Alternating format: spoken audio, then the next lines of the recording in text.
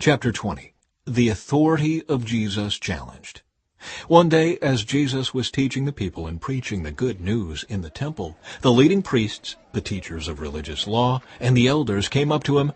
They demanded, "By what authority are you doing all these things? Who gave you the right?" "Let me ask you a question first," he replied. "Did John's authority to baptize come from heaven, or was it merely human?" They talked it over among themselves. "If we say it was from heaven, he will ask why we didn't believe John. But if we say it was merely human, the people will stone us because they are convinced John was a prophet." So they finally replied that they didn't know. And Jesus responded, "Then I won't tell you by what authority I do these things." Parable of the Evil Farmers.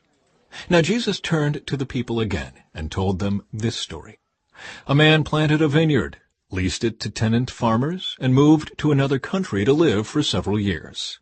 At the time of the grape harvest, he sent one of his servants to collect his share of the crop. But the farmers attacked the servant, beat him up, and sent him back empty-handed. So the owner sent another servant, but they also insulted him, beat him up, and sent him away empty-handed. A third man was sent, and they wounded him and chased him away. "What will I do?" the owner asked himself. "I know, I'll send my cherished son. Surely they will respect him." But when the tenant farmers saw his son, they said to each other, "Here comes the heir to this estate. Let's kill him and get the estate for ourselves." So they dragged him out of the vineyard and murdered him. "What do you suppose the owner of the vineyard will do to them?" Jesus asked.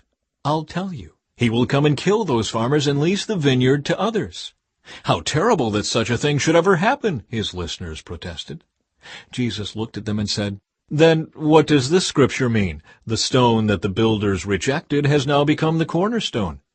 Everyone who stumbles over that stone will be broken to pieces, and it will crush anyone it falls on." The teachers of religious law and the leading priests wanted to arrest Jesus immediately because they realized he was telling the story against them. They were the wicked farmers, but they were afraid of the people's reaction. Taxes for Caesar. Watching for their opportunity, the leaders sent spies pretending to be honest men. They tried to get Jesus to say something that could be reported to the Roman governor so he would arrest Jesus. "Teacher," they said, "we know that you speak and teach what is right, and are not influenced by what others think. You teach the way of God truthfully. Now tell us, is it right for us to pay taxes to Caesar or not?" He saw through their trickery and said, "Show me a Roman coin. Whose picture and title are stamped on it?" "Caesar's," they replied.